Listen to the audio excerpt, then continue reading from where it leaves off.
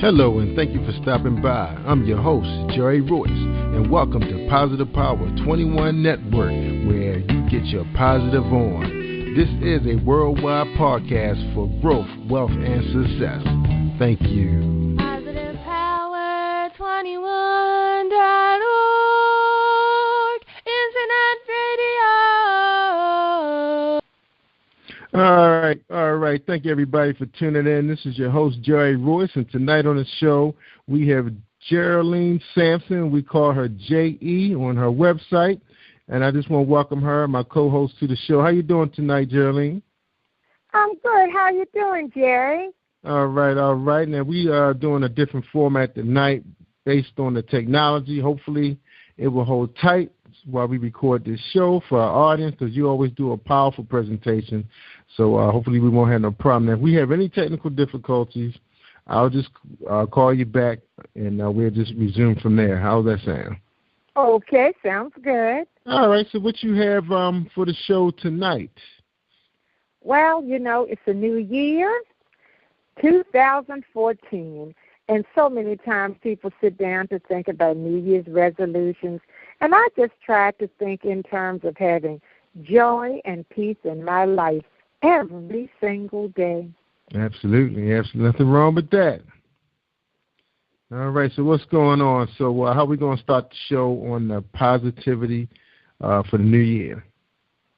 Well, I just think in terms of every day just trying to wake up and be quite grateful for God's blessings and make up my mind that this is the day that I'm going to be happy. We choose to be happy or we choose to be unhappy.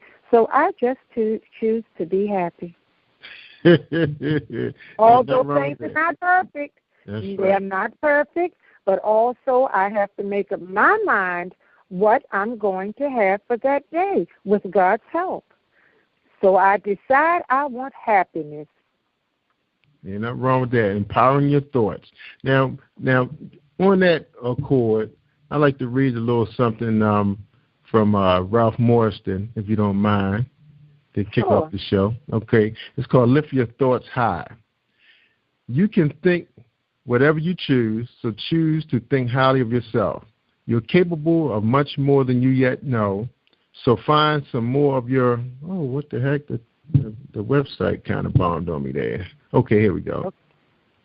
Came back. So, all right, let me start again, all right, because it's something happened with the internet. I actually have it on my tablet. All right, here we go again. Lift your thoughts high.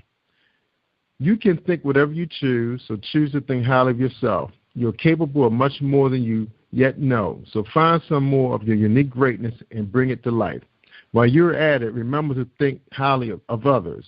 The way to bring out the best in them is to sincerely expect it. Think highly of life itself. Consider what this amazing opportunity each day represents, and do all you can to live up to its beautiful potential. Think highly of whatever circumstances you find yourself in. Instead of complaining or fearing, use your powerful mind to dig out the best path wherever forward, and then use your efforts to follow that path. Think highly of the future. Rather than worrying about what might come, focus your thoughts and your actions on making the very best of what does come. Whatever you think, make the choice to think highly, lift your thoughts high, and you and your world, your whole world will be lifted. And that's by Ralph Morrison. And again, the name of that piece is called Lift Your Thoughts High. All right. Yeah, a little problem. This thing kind of close, and I don't have no reading glasses on. So anyway, I thought that was something great to add to your show. And now, a lot of people are struggling with the new year. Pretty much it started the way it ended for some. What would be your advice for those individuals? Well, I would say that you're going to have to think positively, because you're never going to be happy if you think all of your circumstances are going to be right all the time. They're just not going to be right. You're going to have disappointments. You're going to have frustration, but you don't have to let it control your emotions all the time. And we know sometimes that we have to think what's inside of us. So sometimes you're going to have to think maybe about happiness even when there are some things around you that aren't so good, because certain feelings are going to come from inside you. Yes, absolutely. Good advice. Now, so how's it going with the church this year? I know some of the churches struggled a little bit with membership, basically trying to get some of the ministries up and running. How's your church doing with that so far? Well, so far, the artist stranger, you're thinking along that line. Our church, well, I'm located in a rural area in a very small town, and it's surprising that we have started also to struggle financially. We lost a lot of our members, and it's not that they're dropping out, but we have had quite a few deaths to occur in our church. I don't know whether it's because the congregation is aging, whatever, but right now we really are in financial need. I mean, we're not, I would definitely say, I wouldn't say that our church is suffering per se, but we really could use financial help. Yeah, and a lot of churches are going through that right now. I mean, some of them are pushing their building funds and trying to expand on services for the community, because I know the church I attend in Owings Mills, they're trying to build on the kitchen area. They're trying to expand the kitchen area, I guess, to be able to do some more in-house events, so that people, they don't have to spend no money to go outside. They can just have everything done inside the place. So can't fault the church for trying to do something like that. Trying to make things better for their membership. Well, we are not going to expand by building. What we are trying to do, we have quite a few ministries. Being in a small town, as I stated before, there is a different need than when you live in an urban area, because the church becomes an integral part of your community. So therefore, there are certain resources that our church may offer, or the people perhaps may think that it should offer, because it is such an important part of the community. And a lot of the members of my church, they have been in the church for years and years. I mean, generations. So therefore, certain times they do depend upon the church. But as I said before, our resources are somewhat limited now. So we think in terms of doing our ministries, but we also try to think in terms of fundraising. Right. Because although we tithe, here again, we're losing, quite a few of our members. Yeah, and it's pretty rough on a lot of people this time of the year. I mean, one of the things, the weather's been really harsh, so we're definitely going to see an increase in our electric bills. People are spending more time at home, so, you're going to be turning the heat up a little bit. Lights going to be on a little more. You're going to have the TVs going. So, it's going to be a little financial strain on some of the families.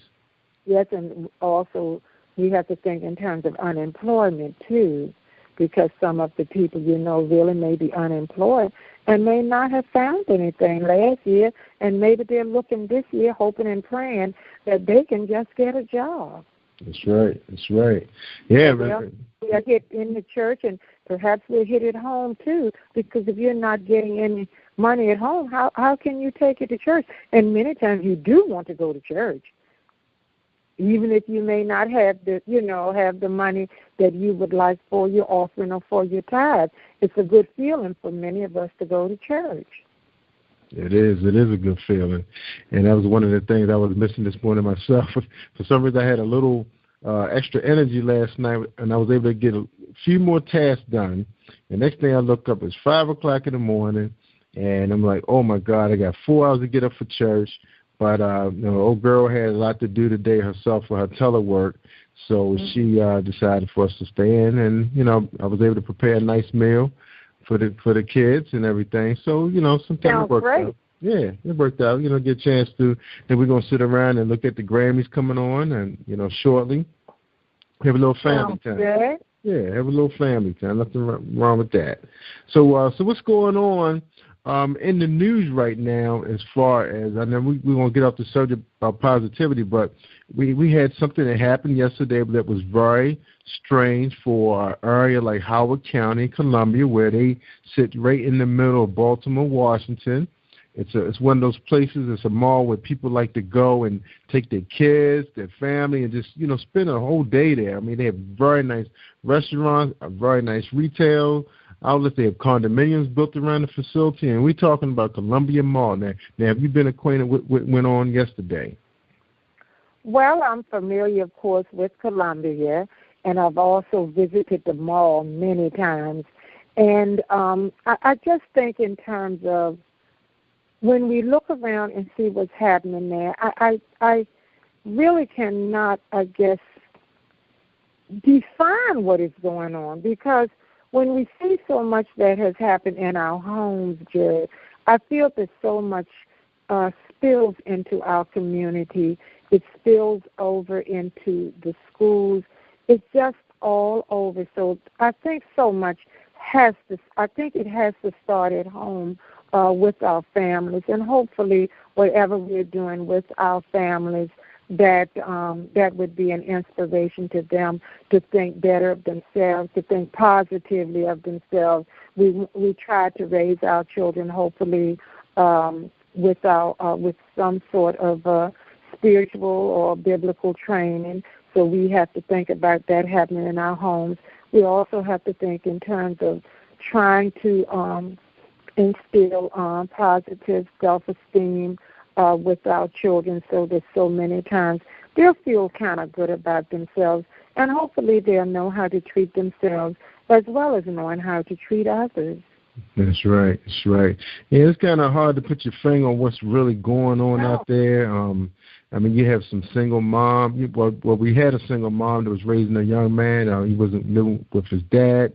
He decided to take some heavy artillery. He entered the school, shot down some little small elementary kids that had done no harm to him. That was confusing what happened.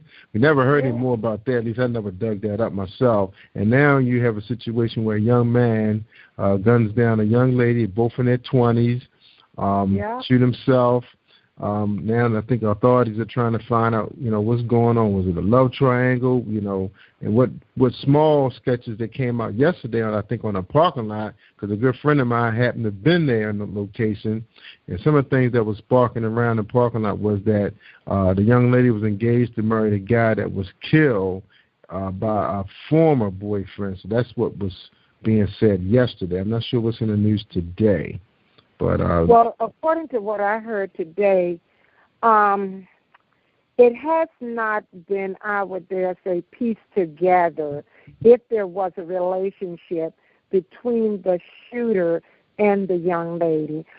They have confiscated the computer and, looked into certain information that he had on the computer. But here again, I don't think it's really verified that there was some sort of relationship with the two. But, Gerald, we don't like to think in terms of this is the world in which we live in, because we hope that people are better than this.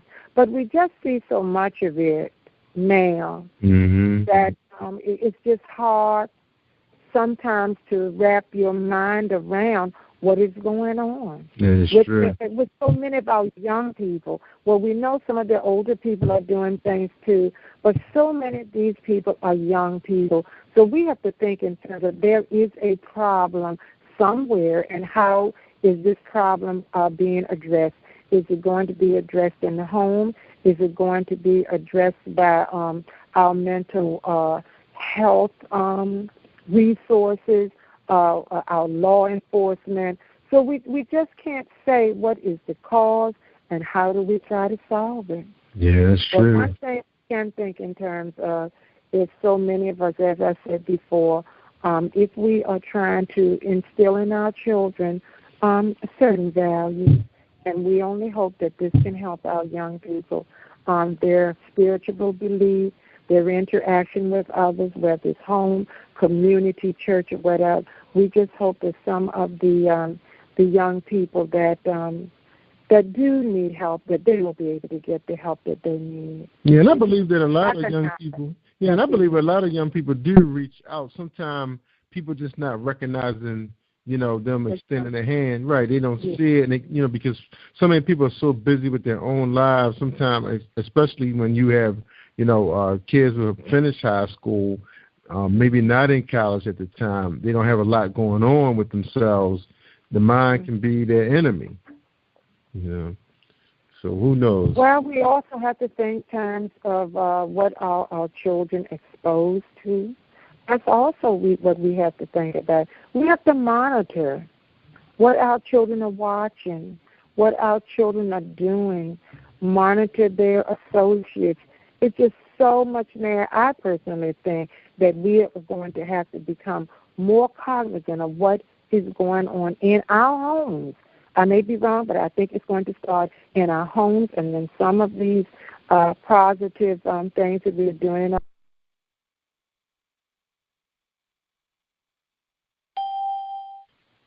All right. Sorry about that, ladies and gentlemen, but we connected back up with J.E. Sampson. We was talking about some of the things that's going on in some of our homes with the young people. She mentioned she'd like to see more, family monitoring, what kids are watching, what they're doing, on the internet. And sometimes it's kind of critical. And then a lot of times, you're dealing with single parents. They're not always home with the kids, so the kids have a lot more free time to venture into the unknown. But it is, everything does leave a footprint. So it's just a matter of, the parents just following up and say, hey, let me check and see what's going on in their browser. But, some of these kids are so geeky these days, they know how to get rid of all that information. But yes, they're very savvy. Yeah, but you can follow up with, some of the internet companies can provide you with the information if you need to seek out what sites your child is visiting. So let's just hope that we can get more involved. I know once upon a time, we had everybody involved in the rearing of children, the grandparents, the neighbors. So, maybe we need to think in terms of if we could, form more of a reliance. A reliance. Well, I'm not sure whether we could rely on everybody, but just maybe more cooperation. Yeah, I mean more like an alliance, like you have everybody, like an uncle. Oh, I thought you said reliance. Yeah, I meant alliance. Yeah, that's good. That's a good idea. Yeah, get uncles involved and everybody. Yeah. It may be, like the grandmothers once upon a time were there, seeing everything. The neighbors were there, seeing and reporting. And maybe we need to stop thinking in terms of the neighbor's nosy anymore, and just think that neighbor really is helpful. I had to laugh because I'm thinking in terms of when a neighbor is involved, sometimes that neighbor is labeled as being nosy instead of saying, somebody is on it. Yeah, those days are over. I remember those days when we were growing up and the neighbors would be on the porch and say, hey, get off that car, don't put the ball right there. You may break that lady's window. And the kids would just respect it and just move on and just, try something else.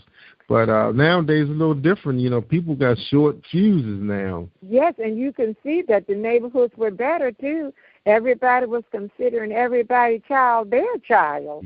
And they felt very good about that child. Yeah, but how about the fact that people were in the neighborhoods a lot longer than they are now? You're absolutely right. You had neighbors that were there, had been residents in that area for years and years, and you knew everybody. Yeah, nowadays, even with the developmental neighborhoods, the planned communities, everyone has garages.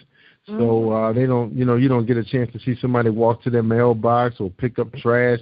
They just go right in the garage, the door comes down, and that's the end of that. So it's not a lot of community engagement going on right now. Not a lot of interaction. No. Now, I know in your community, I know you sometimes like to check on the older neighbors, see how they're doing. They check on you, see if you can get your car out if it's snowing, and they can help out.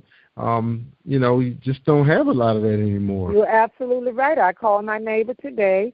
She lives alone, and I surely did. I called her, checked on her to see how she's making out in the snow. As I said before, living in a rural area, and also, I don't have a lot of houses on my street that, sometimes we we can do that maybe more so than you're talking about a larger area. But it's just wonderful to know that you have people that care, Jerry. That's right. That's right. Not enough of that this day and time, Oh, yes. You know. So let's hope for the new year. We might not have made a resolution, which is okay, because so many times people break them anyway. But maybe we can just think within ourselves that we're going to do better by ourselves, and we're going to do better by others. That's right. So you have any ourselves and do better by others. So you have any advice for a person? Haven't made any promises to themselves, or they don't have no direction right now. What would you like to say to them, to that person? I would tell them that if they do not have joy and peace, that they start with Jesus, because he said that he wanted us to have peace. And if you remember when he was with his disciples in a boat and a storm came along, if you remember when he was awakened, what did he say? He said, peace, be still. So what we need to do is just take our time and just be calmer. Don't get all upset over everything that is said or everything that happens. Try to remain calm, and try also to think in terms of spreading some joy among our relatives, among our, if we go to church, just trying to spread joy among others if we possibly can, visiting those that are shut in, calling on a telephone, just doing anything we can to show that we are going to try to be a little bit better in 2014. I'm not saying we were bad, but we can always improve. That's right. That's what I would say. Just think in terms of trying to be better. That's right, moving forward. Yep. Nothing wrong with that. All right, Geraldine, we appreciate you coming up on the show, adding some positivity, moving into the 2014. Yep, 2014. Yeah, because I know one of the things that a lot of people like to put on their list, they're talking about increasing exercise, eating right, more positive attitude, maybe being a little bit more assertive on their job, maybe sitting down with their children a little more, talking to them, maybe reading a book. Maybe they say, hey, I'd like to read 2-3 good books this year. So now on the subject on books, before we get out of here, anything you'd like to recommend to our readers? We'd like to give them something before we leave. Any good books? Well, I'm not sure how many people would be interested in the books that I have read. I read medical books. I have just finished reading Driven. That's my newest book. I read a medical book by Dr. Andrew Well, and it was about 7 weeks to the ultimate health. And I then read Driven, read that in about a day and a half, by Donald Driver. I don't know whether many people remember him. NFL player, appeared on Dancing with the Stars, right. Green and Bay he Packers. won the Mirror Ball. I enjoyed reading his book to know where he had come and where he is today. And that it shows that it's not what your childhood was like. It's what are you trying to do in your adulthood. So I really enjoyed that. And another book that I have on my table I'm going to start reading as soon as I finish a project I'm working on is The Rejected Stone by Al Sharpton. All right. Now he appeared in Baltimore for a book signing. I went to the bookstore a couple of weeks ago and purchased his book along with Driven by Donald Driver. But anyway, those are I've read so many books that this is the one that I thought that might motivate some of our people that are very interested in our sports. Yeah, I think that'd be a great book, Driven. Yeah, Driven is a good book. Very good book. Yeah, so we recommend today, we'll say for this week, January 26, 2014, J.E. Sampson recommends reading the book Driven by Donald Driver. You probably can download it to your tablets on Kindle or ebooks, and get their reading in. So the next time we have on the show, we would do a piece on Driven by Donald Driver. Very motivating. Very motivating. So that's very motivating book. So that'll be our next show. And I'm looking forward to hearing your report on that book and having a discussion with you on Driven. Oh, okay. All right. Okay. All right, ladies and gentlemen. We really appreciate everybody tuning in. Of course, it's always a pleasure to have J.E. Sampson, my mom, on the show. And we'll see her again. All right. All right. All right. Thank you, Gary. You're welcome. Thank you for tuning in to the Positive Power 21 Network. Team 21 would like to thank you all for tuning in, and please spread the word and tell a friend. This is Jerry Royce at Positive Power 21, where we get our positive on.